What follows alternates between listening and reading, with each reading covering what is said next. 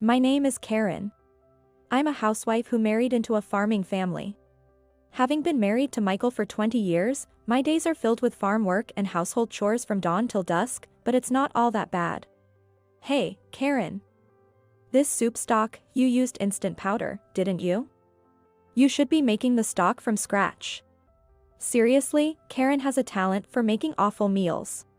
The sarcasm from my mother-in-law, Dorothy, and Michael pales in comparison to the busyness of farm work and chores. I'm amazed at how they can find the energy to complain about the soup I make every day. Ugh. This is so bad, I'm throwing it away. Hey, Dorothy. Dorothy ends up throwing the soup she and Michael were eating into the kitchen sink. It's been 20 years of marriage. This kind of harassment is an everyday occurrence. Still, there's a reason why I don't divorce Michael. Grandma, that's a bit too much. In the kitchen, our daughter, Grace, spoke up to Dorothy. Grace is 17 years old this year. She's mine and Michael's child. Grace, I can't let you eat such lazy cooking. Understand that? Yeah, right. Mom, come here for a sec. Grace. What, you're going to ignore your grandma? Ignoring Dorothy, Grace took me out to the hallway. And then, she said, "We should leave this place. But, this is your home too. Not this again. Forget it, I'm going to school. What about breakfast? I don't want to eat with those people." With that, Grace stormed off to her room upstairs. It seems Grace is not satisfied with my response. What should I do? Gazing at the stairs, all I could do was mutter to myself. I think it's best for Grace if we manage to get along in this house. But, a few days later, an incident occurred. I need to talk. I might be sick. A few days later, I told Michael. I had received a notice for a re-examination after a cancer screening. Oh, that might be for the best. What? Is he actually happy that his wife might be sick? Then, with a smirk, Michael showed me an image on his phone. It was a picture of Michael embracing a young woman, both in a compromising state. Michael, is this? Well, it's what you'd call an affair in society. She's young and cute, right? What are you talking about? That's disgusting. I couldn't help but shout in response to Michael's words. What? You got a problem with it? But this is. If you have a problem, we're getting a divorce. Get out. Ouch. Michael pushed me away and hurled insults at me. Michael. Forgetting the grace of being supported by this household. It's common sense for a wife to turn a blind eye to her husband's affairs. But an affair is a clear act of infidelity. It's your fault for not being attractive. Michael firmly retorted to my argument. What the? What's this all about? Startled by Michael's angry voice, Dorothy came over.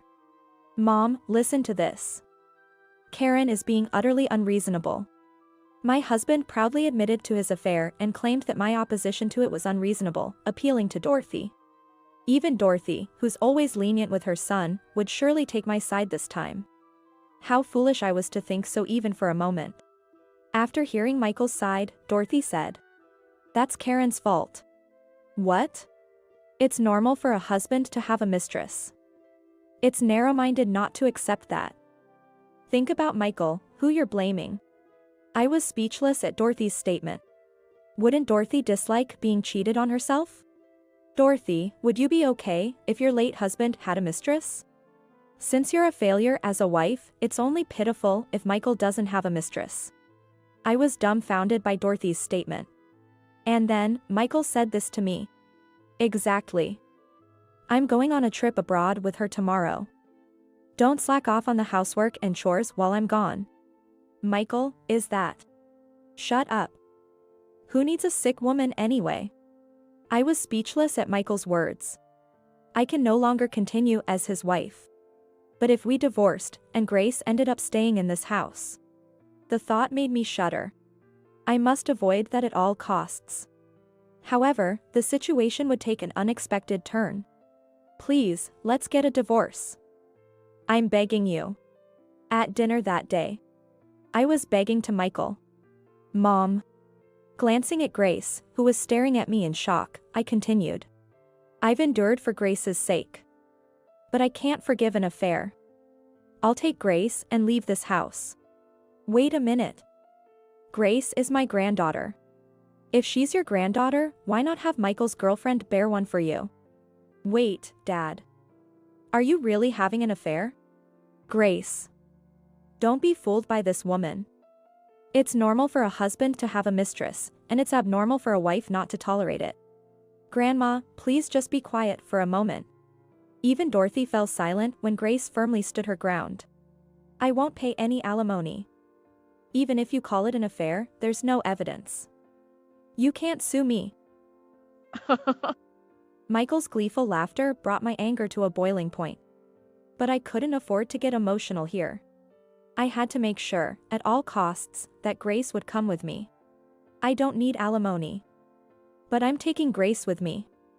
And from now on, please stay out of our lives. Ha! Like a useless woman like you could support Grace. That's right. We're not giving Grace to you. I'll stay with Dad and Grandma. It'll probably be more convenient that way. What? Grace. Mom, you might be sick, right? If I go with you after the divorce, I'd just be a burden. Well. Grace, unlike your mother, you have a good head on your shoulders. Well said, Grace. Grace. I was stunned by Grace's words. But then, Grace whispered to me. Mom, escape while Dad is on his overseas trip. I'll handle the rest. Grace. It's okay. Everything will work out. I'll explain the details later. With that, Grace smiled. I nodded to Grace in agreement. After that, I took the opportunity to return to my parents' house while Michael and Dorothy were out. Michael called me several times to come back, but I ignored him. And when I went to the hospital for a re-examination, I found out that I had early-stage breast cancer. I reported this to Michael over the phone. Michael, it turns out I am sick. So, you were defective after all. Fine, let's get a divorce. Understood. But I'll be taking custody. You, being worthless, can't possibly support Grace. I couldn't respond to Michael's words. Grace will be fine even if she stays with Michael. We have a plan we've discussed together. If it succeeds, there won't be any problems, and I can live with Grace. That's right. I'm going on another trip abroad with my girlfriend, so you'll have to take care of the house. If you don't come, Grace will have to do the farm work alone. Mom's coming on the trip with us. I clenched my teeth and endured the anger. It's okay, our plan is progressing smoothly. But I was about to be hospitalized. I couldn't go back to Michael's family home. Would it be okay if my brother Edward went there instead? I need to be hospitalized. Useless wife. Fine, I'll make an exception. Thank you, Michael. I smiled to myself at Michael's words. With this, our plan will be successful. Thus, I divorced Michael while leaving Grace in his care. With the help of my parents, I managed to get through my treatment. A year has passed since then. I've managed to find a job and now live alone in an apartment near my parents' house. I haven't seen Grace for a year because I was hospitalized. I wonder if Grace is doing okay. As I murmured this, there was a loud knocking at the front door. Karen, you're in there, aren't you? Help, please, Karen. What? Michael, Dorothy. When I opened the door, there stood Michael and Dorothy, tears streaming down their faces. What do you want now?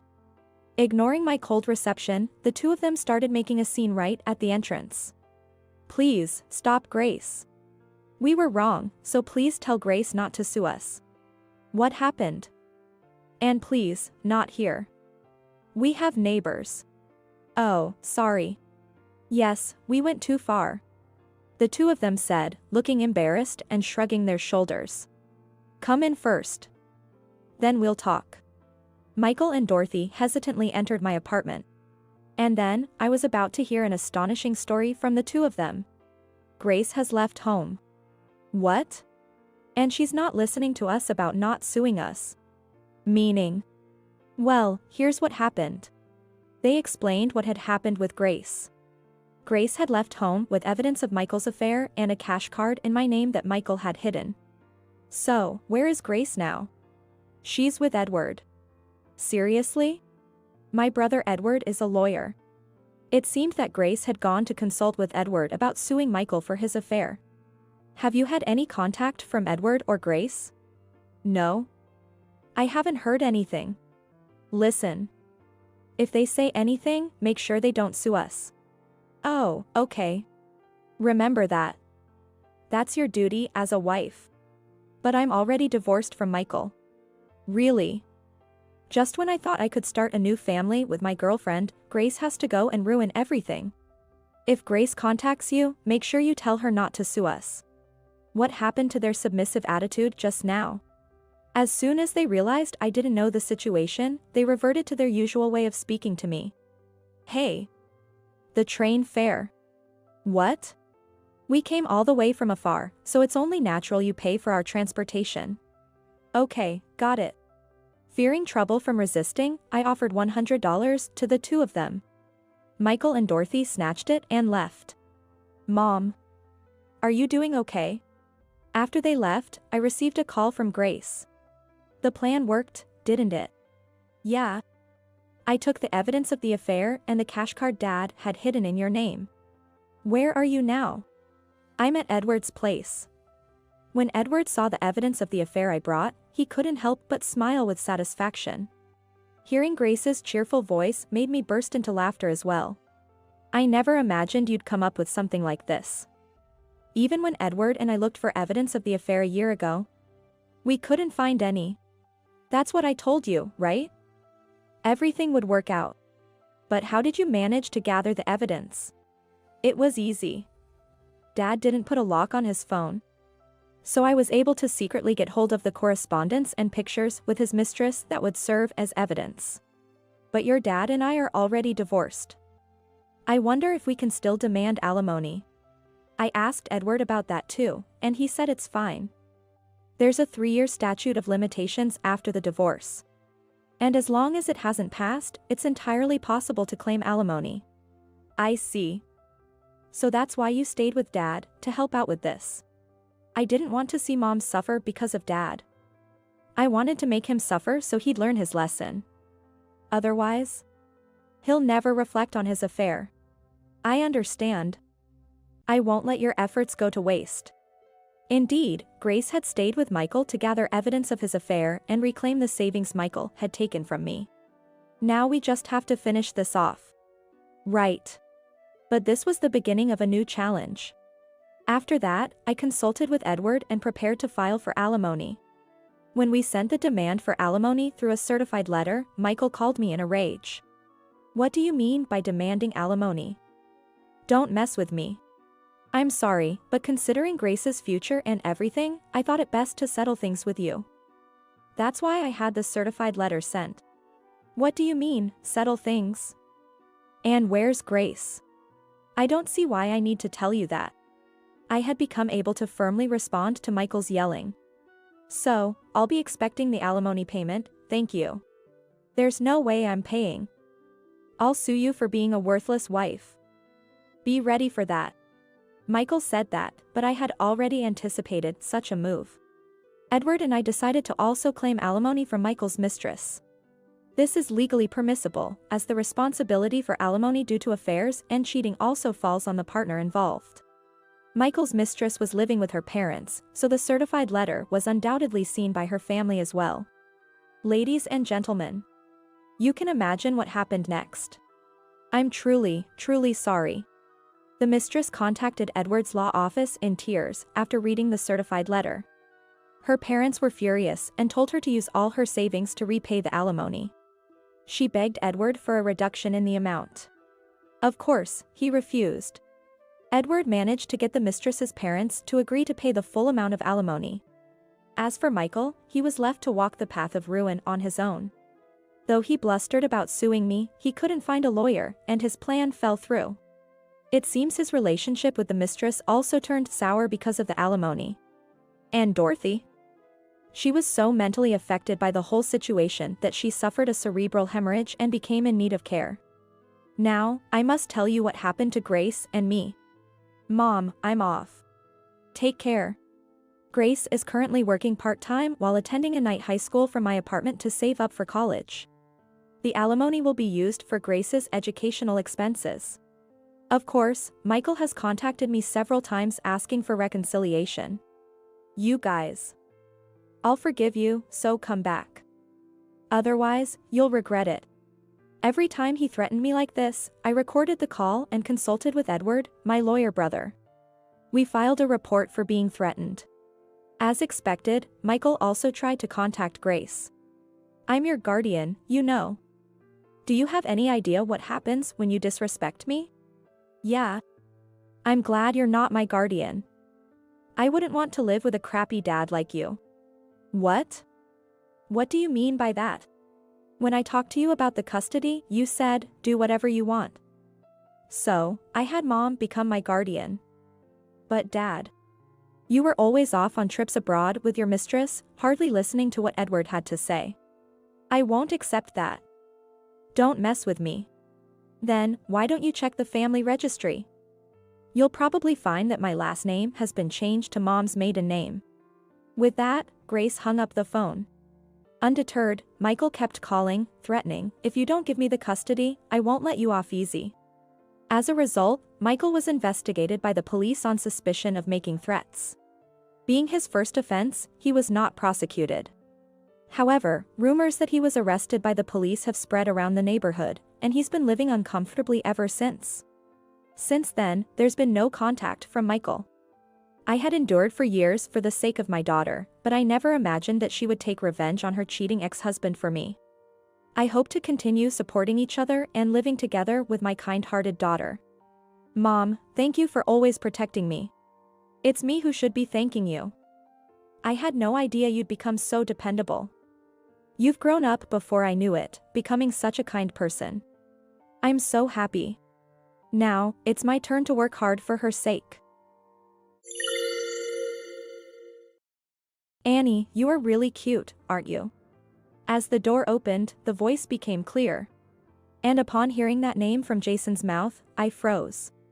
I wondered who it was, but once I heard the name, it was indeed my sister Annie's voice.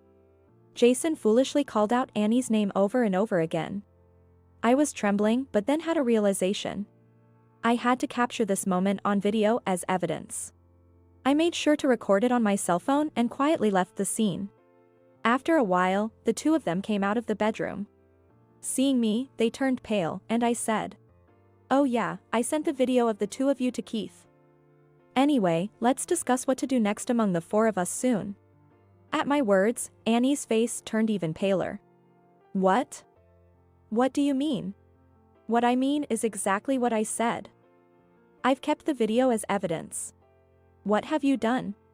As I held up my cell phone, my sister became hysterical. And then, she lunged at me. My name is Marissa.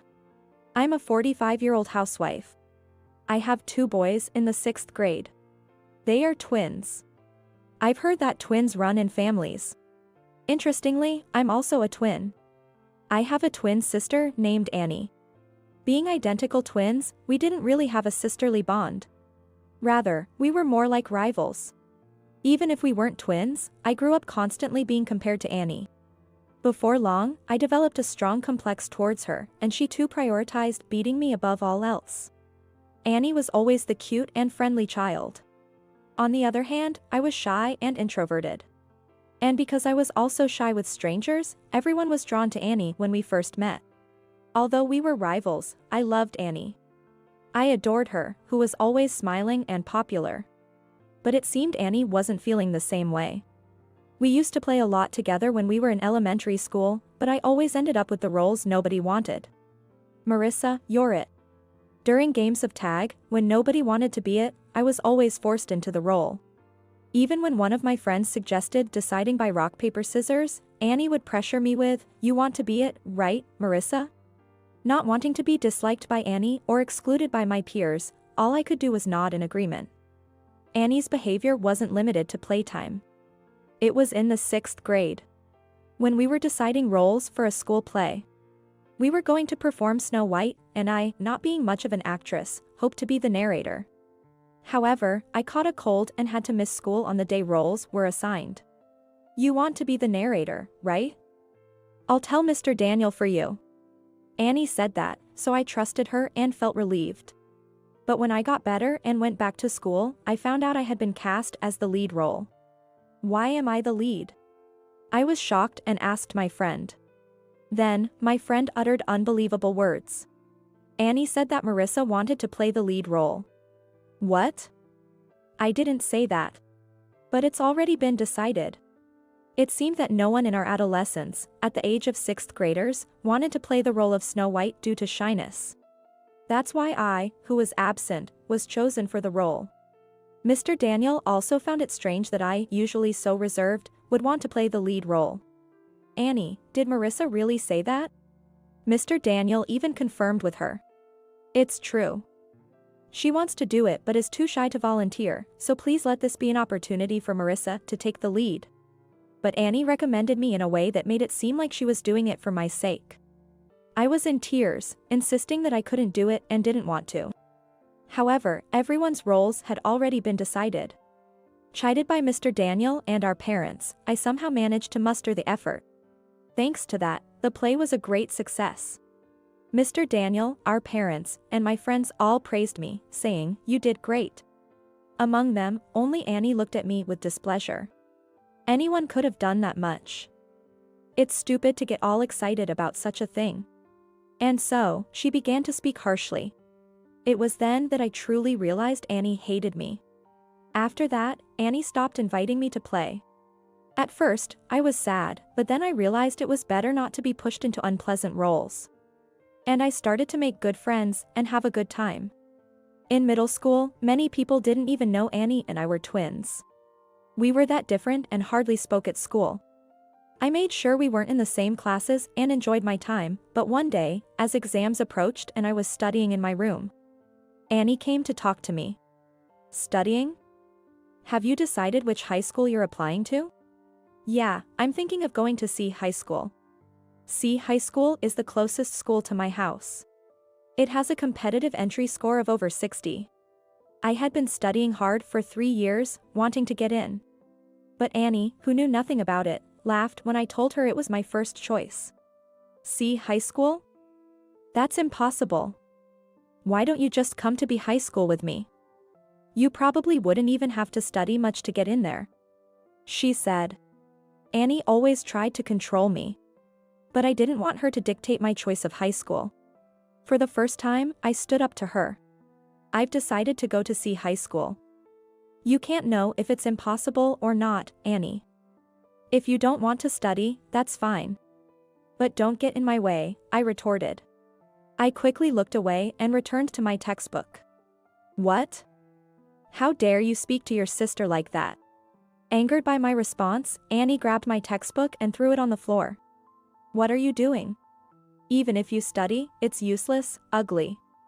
You're destined to be my slave and go to B High School with me, she sneered. That day, we got into a physical fight. Our parents rushed in upon hearing the commotion and separated us, but my textbook was already torn to pieces. More than anything, my heart was shattered by hearing Annie's true feelings about me. To her, I was just a convenient target for her to push around. I realized she truly thought of me as a slave. But I didn't give up and continued to study. Luckily, my parents contacted the school on my behalf, and I got a new textbook.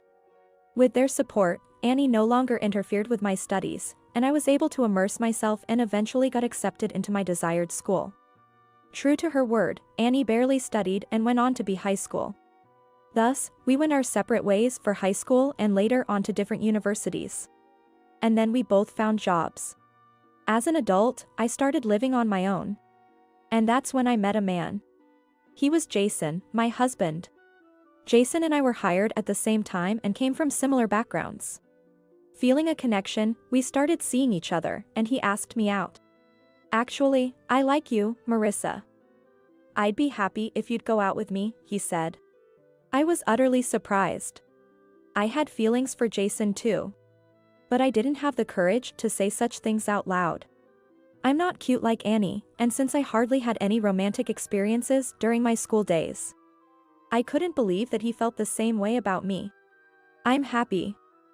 If I can be your girlfriend, I'd be delighted.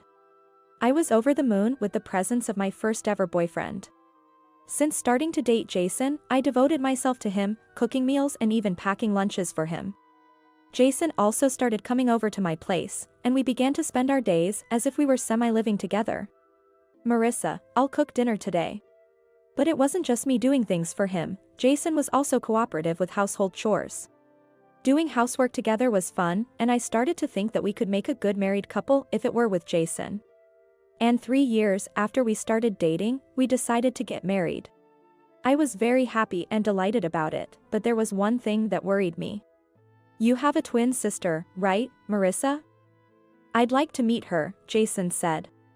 I had told him about being a twin during our 3 years of dating, but he had never met Annie. In fact, I hadn't even told her about having a boyfriend. Since our big fight in middle school, there had been a deep rift between us. Yeah, that's right. But if we were going to get married, it was inevitable that Annie and Jason would meet.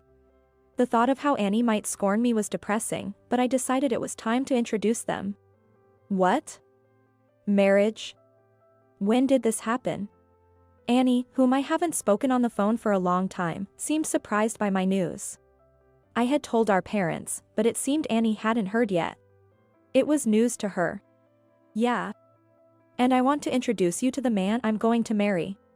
Well, I'm busy, you know. But if you insist, I guess I can meet him.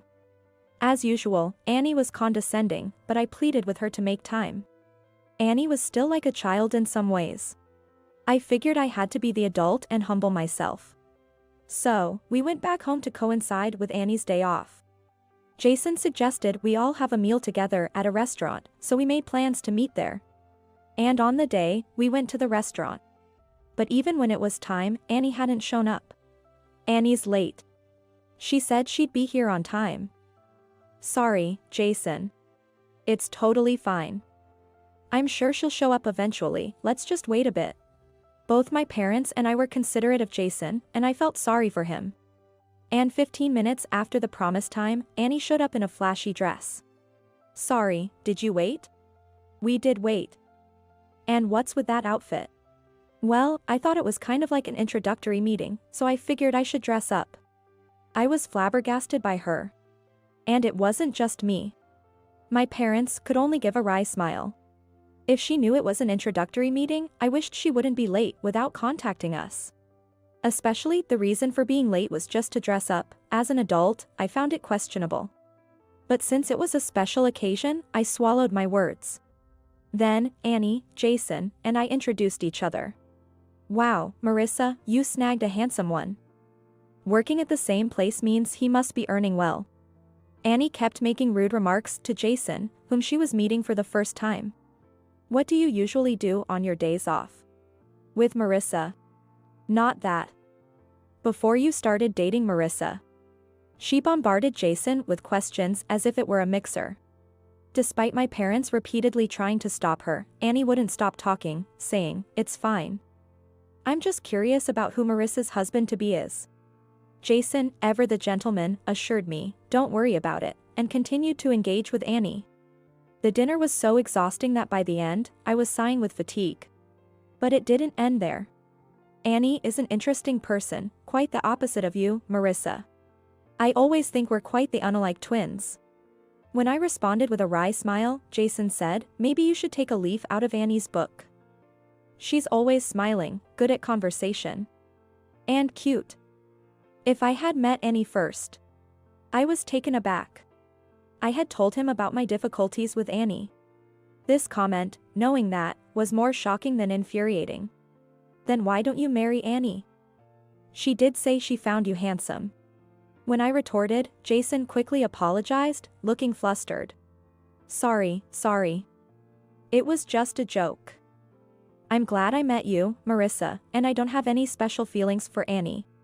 Then you shouldn't make jokes that put me down and praise Annie. It was just a joke. Jason apologized. It was a shock, but I wasn't about to call off an engagement over it. Just when I thought it would be enough if he understood, Jason said, but Annie is a good person. Being jealous of your sister is unseemly. We should all get along as a family. We're adults now, it's different from when we were kids. I had my reservations, but I knew that deep down, my parents wanted Annie and me to get along. However, I wanted Jason to be on my side. Why was he trying to push me closer to Annie? But, it's not like there would be many occasions for us to interact anyway. Arguing seemed too bothersome, so for the time being, I just nodded along to Jason's words. A few days later, I received a message from Annie. Jason's too good for you, isn't he? Should I take him off your hands? I was chilled by her message. What are you talking about? When I replied in disbelief, she immediately called me. I mean exactly what I said. It's unbelievable that someone as dull as you would get married before me. Annie laughed and belittled me over the phone. He's well educated and has a high income. Hand him over to me. We're twins, after all, we've always shared everything since we were kids. Don't be ridiculous. I yelled at Annie. I couldn't stand her treating Jason like an object, nor the absurd claim that we've always shared everything. I had always been the one stuck with the unpleasant things for Annie. That night, I told Jason about it and warned him to be wary of Annie. But Jason seemed amused and brushed off my concerns. It's nice to be so well liked. Don't worry, Annie isn't serious. It's not a laughing matter. You never know what Annie might do. You doubt my feelings? I said it's fine, so it will be fine. Jason, who had been such a wonderful person, seemed to change after meeting Annie. He was determined to affirm everything about her, simply because she was my sister. Other than that, he was the same wonderful partner as before. But it was frustrating how he changed whenever Annie was involved.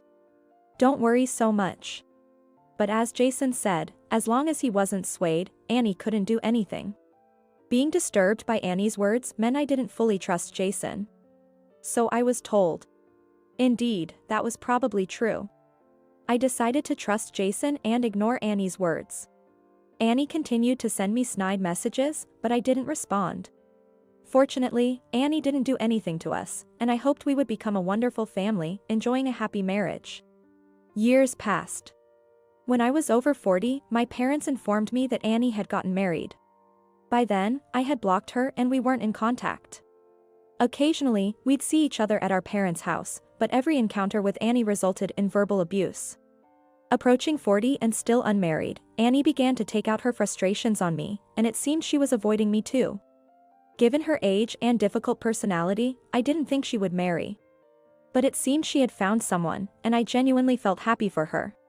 When Marissa got married, I said some terrible things, but I only realized it after getting married myself.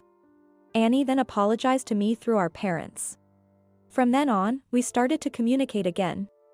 Indeed, Annie had changed and become much calmer, almost like the sister I used to love. It felt like Annie had returned to being the sister I once cherished. The thought that we could share laughter again at this age brought me immense joy. Annie introduced me to the man who would become her husband. He's about 5 years older than us, and his name is Keith. He seems to really cherish Annie, which is reassuring. Annie and I have gotten closer since we both got married.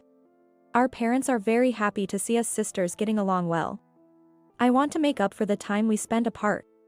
It was a few years after I started feeling this way. I felt ill at work and had to leave early. I wanted to inform Jason, but he was out on visits to clients, so I left a message with his colleague. I went straight home.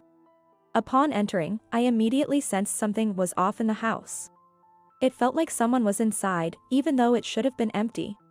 Could it be a burglar? That's what I thought impulsively and entered the house quietly. Listening carefully, I could hear noises and voices coming from the bedroom. I stood in front of the bedroom, holding my breath, when I heard Jason's voice from inside. But I couldn't bring myself to speak. My blood ran cold at the sound of his voice. It was unmistakably the voice of someone in the throes of passion. The creaking of the bed further confirmed my suspicions. Even without seeing, it was clear what was happening, and my hands trembled. However, if Jason was cheating, I needed to catch him in the act. With that thought, I quietly opened the door, cell phone in hand, trying not to be noticed. But peering into the bedroom only revealed a more shocking truth. "Annie, you are really cute, aren't you?" The voice became clearer as the door opened. I was paralyzed at the mention of that name by Jason. Thinking about it, the woman's voice was indeed my sister Annie's. Jason, foolishly, kept calling out Annie's name over and over. Trembling, I captured the scene on video before quietly leaving. I sat in the dining room for a while, stunned. I was supposed to have come home early due to feeling ill, but the shock made me forget all about it. I sat in front of my cell phone in a daze, waiting for this nightmare to end. A few minutes later, the bedroom door opened. "All right, I'm heading back to work, make sure to lock up." "Okay. It'd be nice if we could live together soon." Hearing this, I hurriedly stood up. Noticing the noise, Jason and Annie and I locked eyes in the hallway. "Marissa. What are you doing here?" Jason exclaimed, turning pale. "What do you mean, what am I doing here? This is my house, isn't it? More importantly, why is Annie here? Aren't you both supposed to be at work?" Annie looked away for a moment but then smirked as if defiant. "Why do you ask? You knew, didn't you? Do you want me to say it out loud?" "Annie." Jason tried to stop her, but Annie wouldn't be stopped. "I've always hated how you look down on me. Neither happiness nor Jason suits you. I'll take them all for myself." With that, Annie declared. I smiled at her words. "Is that so? Then, I'll give Jason to you." "Marissa. But don't think you can take away my happiness." Perhaps displeased by my retort, Annie shot me a glare with an annoyed expression. Facing her, I continued. "Exactly. I sent Keith the video of the two of you. Anyway, let's discuss what to do next, all four of us, sometime soon." Annie's face turned ashen instantly. "What do you mean?" "Just what I said. If you want Jason, Keith should know about this, right? What have you done?"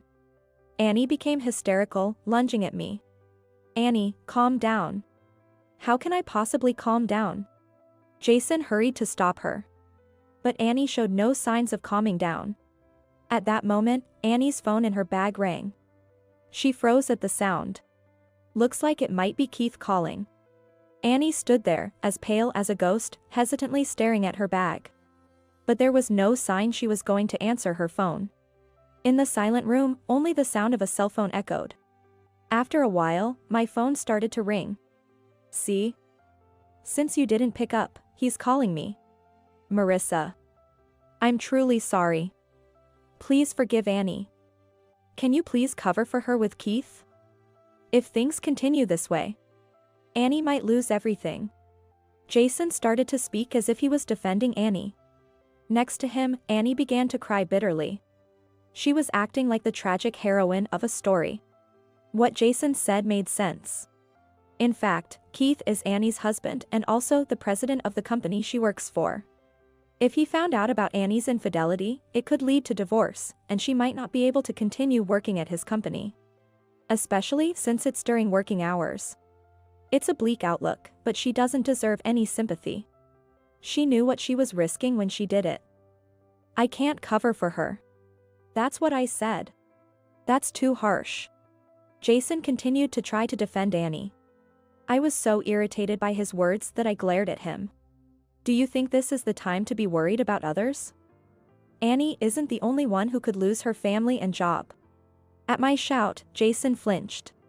He seemed to have a sudden realization, breaking out in a cold sweat. He must have understood the meaning of my words.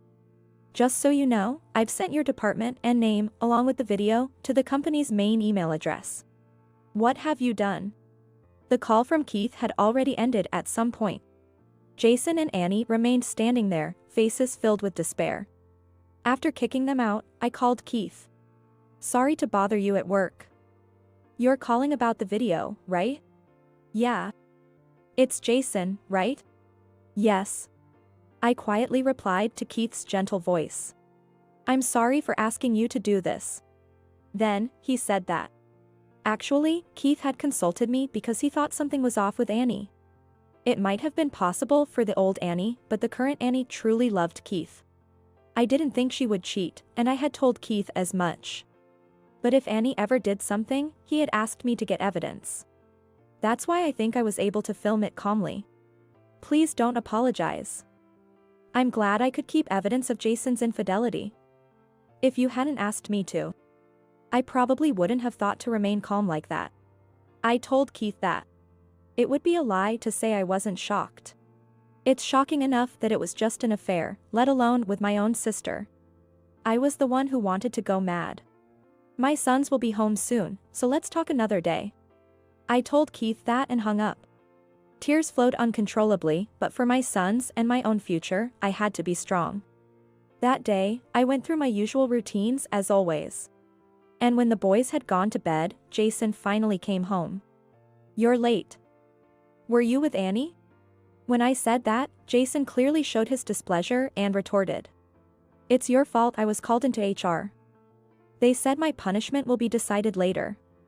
What are you going to do about this? I couldn't help but laugh at Jason trying to play the victim when he was the one at fault.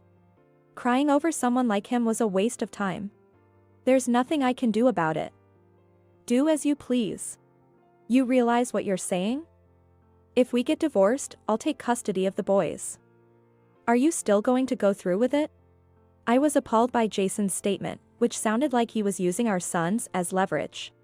What are you talking about? You think you'll get custody after likely losing your job? Divorce is a done deal. Stop talking nonsense and keep your foolishness to your actions only. Jason was speechless, as he should be. Naturally. Returning home during work hours for an affair, such a scumbag would undoubtedly be fired. Does he still not understand the foolishness of his actions? If so, that's incredibly stupid. I'll leave tomorrow. Wait. We could still make amends. Can't you forgive just one affair? Now, trying a more submissive approach, Jason began to apologize. Just once. I repeated his words. According to Keith, Annie had been acting strange for several months. Keith is mostly out on sales visits, so Jason might have been returning home during the day. Just once. Jason weakly responded to my question, avoiding eye contact. He had shifty eyes, too. His lack of confidence in his answer made it clear it wasn't just once. I found it pointless to press further and ended the conversation. The next day, I told my sons about Jason's affair. They're already in 6th grade.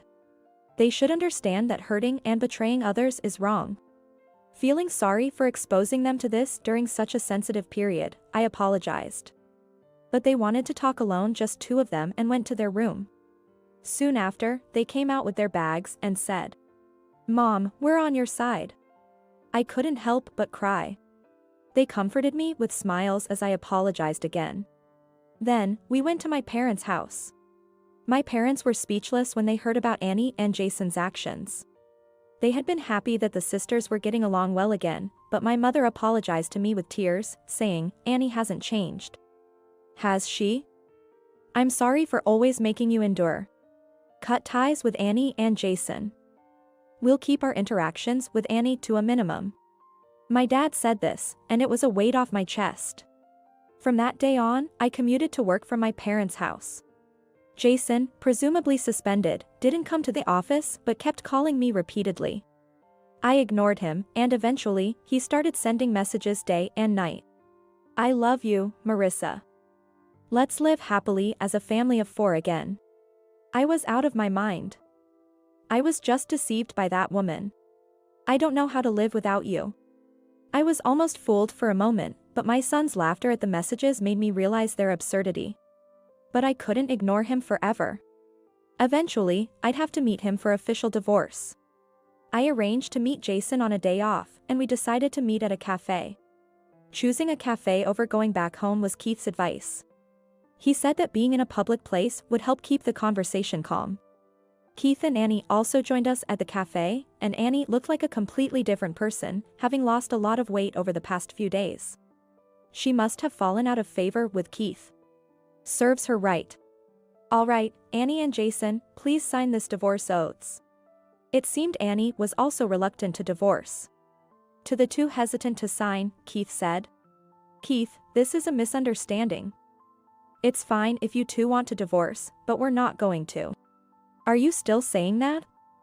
Neither I nor the boys consider you as our family anymore, I said to Jason, who keeps making futile attempts.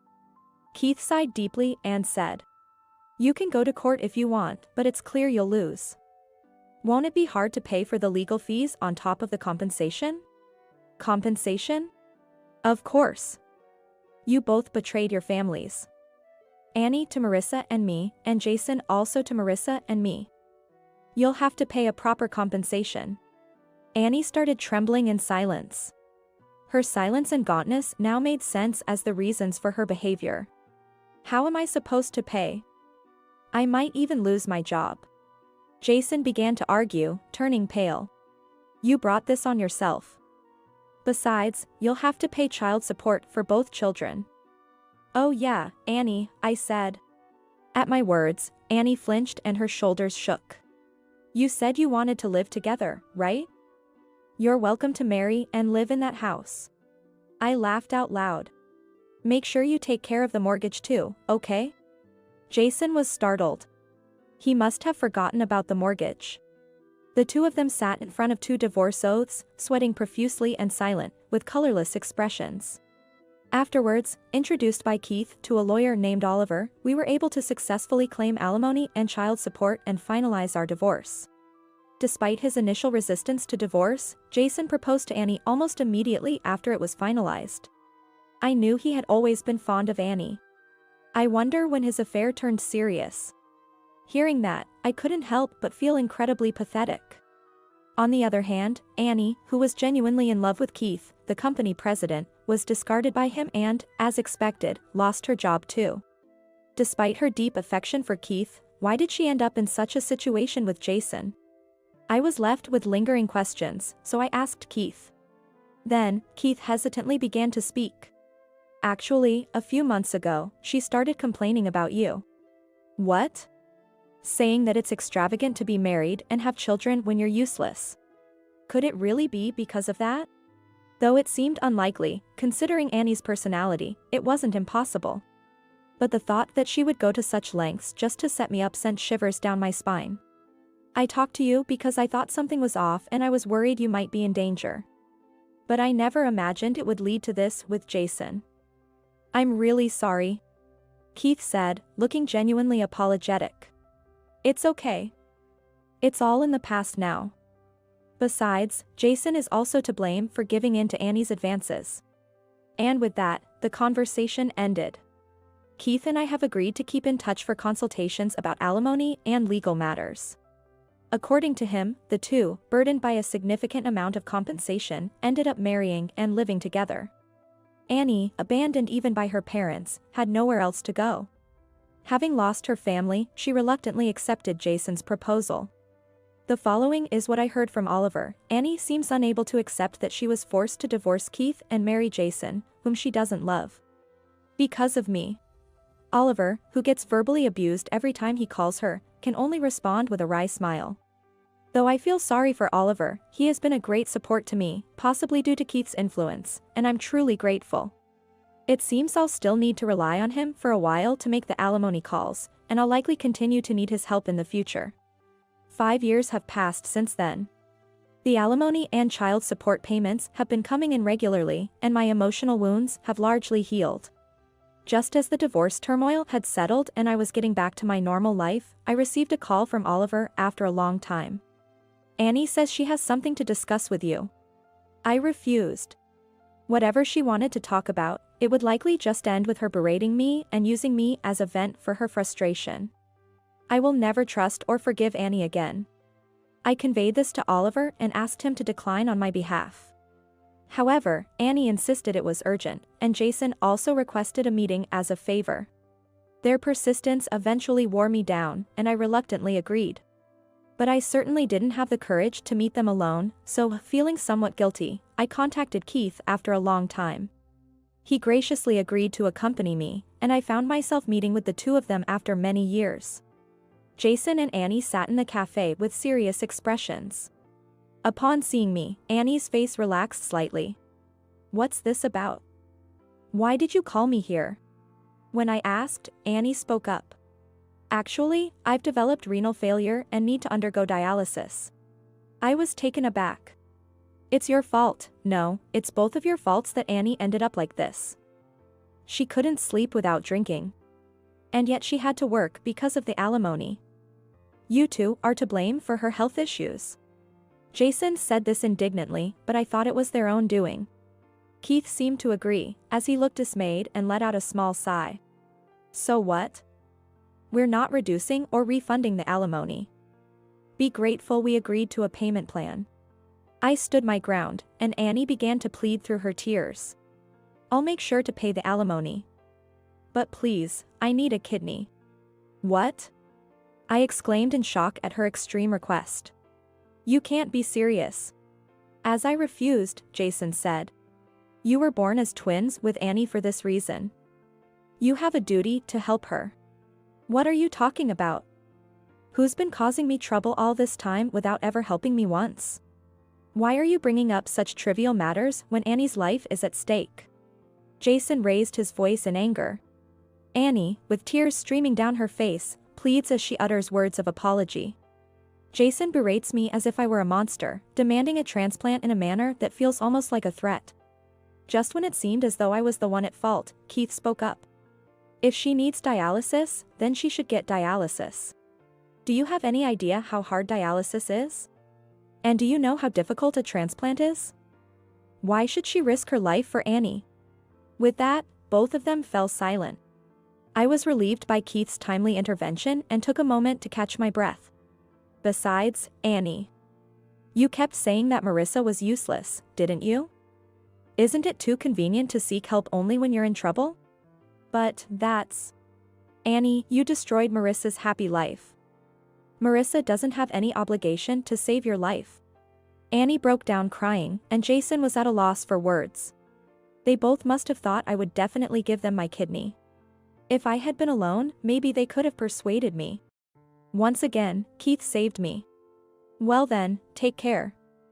Oh, and don't forget this month's payment. With that, I left the table. Even if they call me inhuman or a demon, I can't forgive them. I don't know what kind of life they will lead from now on, but I hope they never forget what they did and reflect on it. It seems Jason and Annie were making a living with part-time jobs, but with Annie unable to work properly, their financial situation is dire. But that's their karma. All the consequences of their own actions. Their atonement won't end until they pay the alimony in full. That's what I believe. I continue to live happily with my parents and sons. My parents don't even mention Annie's name anymore. But they seem happy to see the twin grandsons getting along, something Annie and I couldn't achieve.